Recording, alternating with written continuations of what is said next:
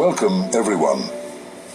You're about to experience something truly profound as we dive deep into the idea that what goes around comes around. If you've ever felt the sting of betrayal, or wondered why those who try to harm you seem to prosper, today is your reminder. They won't for long. You are not like everyone else. You are set apart, and your story is one of resilience, survival, and divine protection. For those joining us for the first time, we send you a warm embrace and a heartfelt welcome. This space is for healing, empowerment, and sharing the light that connects us all. Today, we talk about the destiny of those who tried to harm you.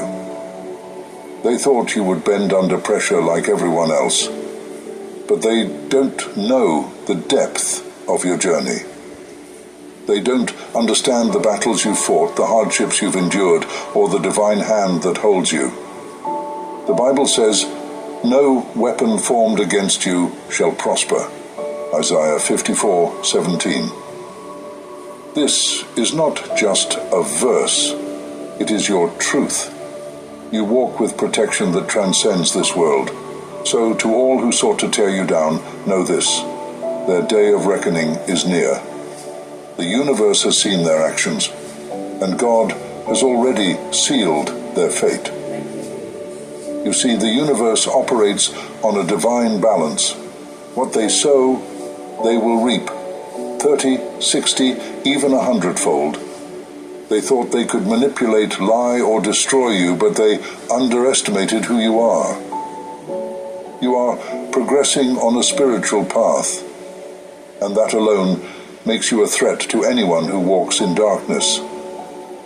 But take heart, because you were never meant to fit in with those who are lost. You are a beacon of light, a warrior of truth, and no darkness can dim your flame. Do you ever wonder why the attacks come so fiercely? Why it feels like trouble surrounds you on all sides? Let me tell you, these battles aren't because you're weak. They happen because you are strong. Those who attack you are responding to the light within you that they don't understand. They don't know that every setback you face only refines you. Every struggle sharpens your spirit. Have you ever felt it? That sharp tug in your spirit when you know someone isn't being honest? Yep. It's like dodging bullets you can't always see, but you can feel them. You've learned to dance around the lies, the false smiles, the whispers behind your back. It's exhausting, isn't it? Always having to be alert, always sensing danger, even when there's no proof in front of your eyes. But that's the weight of the gifts God has given you. The discernment, the sensitivity, the ability to see through masks. It's a blessing, yes, but sometimes it feels like a burden. You carry the gift, but you also carry the weight of knowing things others don't see. From a young age, you've been able to sense when something wasn't right. You've seen people's true intentions, even when their words said something different. And while that gift has protected you, it has also made you want to shield yourself. It's hard to trust, to let your guard down when you feel the danger lurking. You've become skilled at avoiding the bullets, at dodging the traps others set, but every dodge takes something out of you. It's tiring, isn't it? But let me tell you this, those gifts are not a curse. They are your armor, your shield, and your protection. Yes, it's difficult to carry them, and yes, it can feel isolating. But these gifts are what keep you standing when others would fall. They're God's way of keeping you safe from harm, of making sure you can navigate the dark places without being consumed by them. So, when you feel weary, remember that these gifts are there for your protection, not your punishment. Now, let's talk about something real. You're human. We all are. And while you've been given the ability to sense danger, it doesn't mean you'll always get it right. We must be careful not to judge too quickly. Not everyone is evil. Not everyone is out to get you. People make mistakes. Sometimes they hurt you without even realizing it. They say the wrong thing, do the wrong thing, but their heart wasn't in a bad place.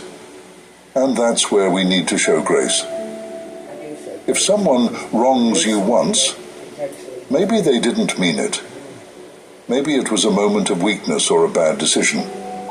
In those moments, we have to take a step back and remember our humanity. Yes, forgiveness. I will hug you. I will forgive you. You have my heart. You're still my brother, my sister. Because we all stumble, we all make mistakes. And as much as God shows us mercy, we must also show it to those who falter. But here's the thing, there's a difference between a mistake and a calculated move.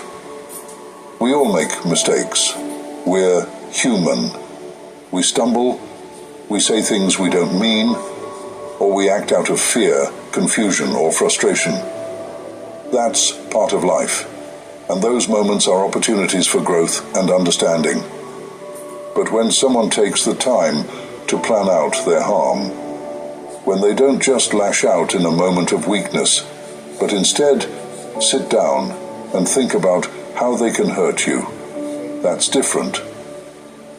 If I see that someone has taken their time to think about how to hurt me, if I realize that their words or actions were not spontaneous, but carefully chosen to wound me where I'm most vulnerable, that changes everything.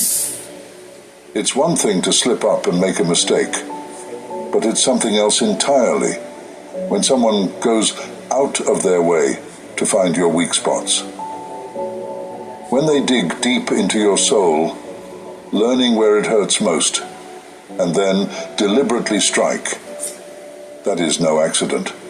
That's a calculated move, and it reveals their true intentions.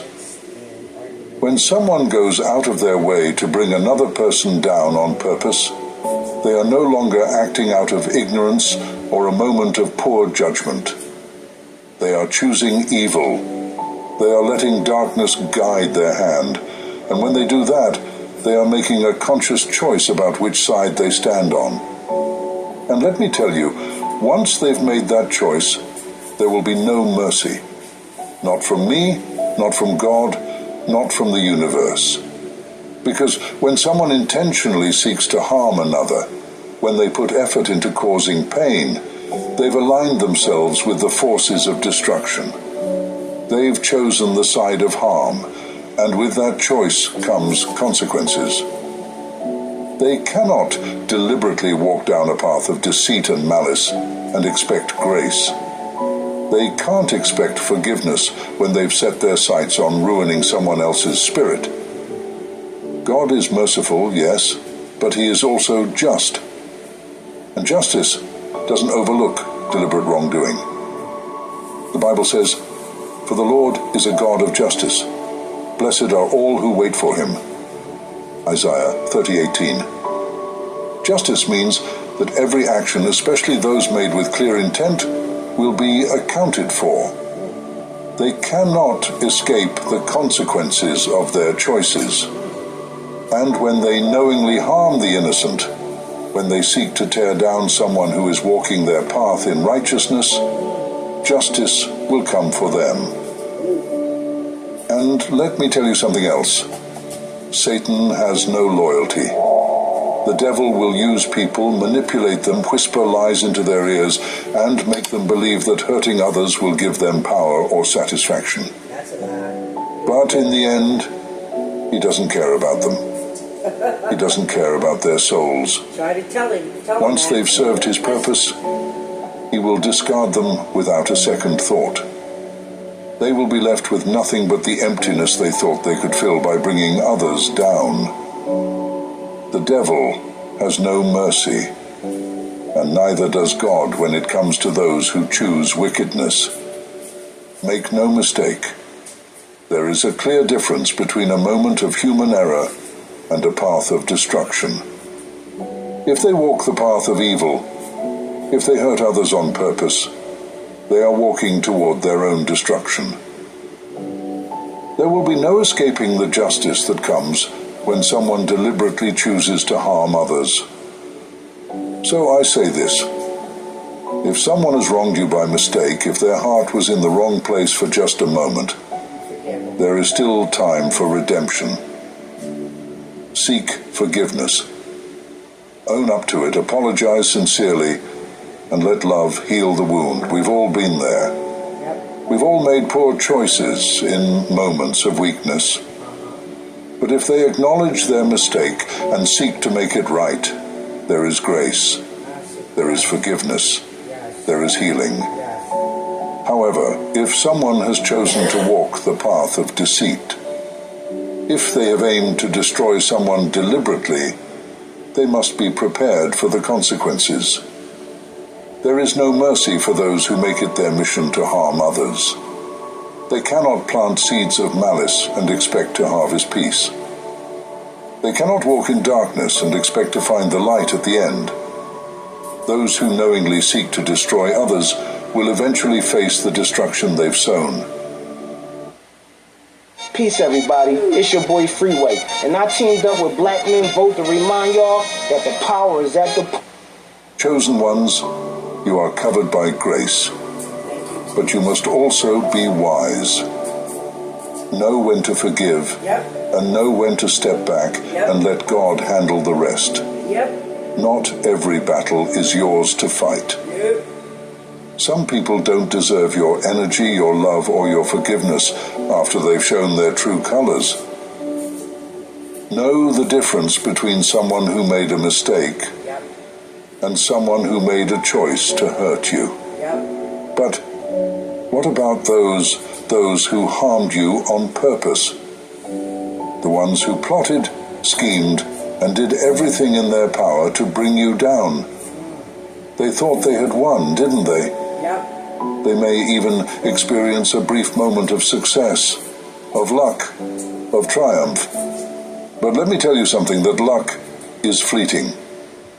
It's temporary, like a flame that burns brightly for a moment before it fizzles out into nothing but ashes. You see, Satan is clever. He knows how to lure people into his trap, offering them rewards that seem sweet, enticing, even satisfying. But those rewards are illusions, just like him. If you work for Satan, you get Satan's reward. But what does Satan have to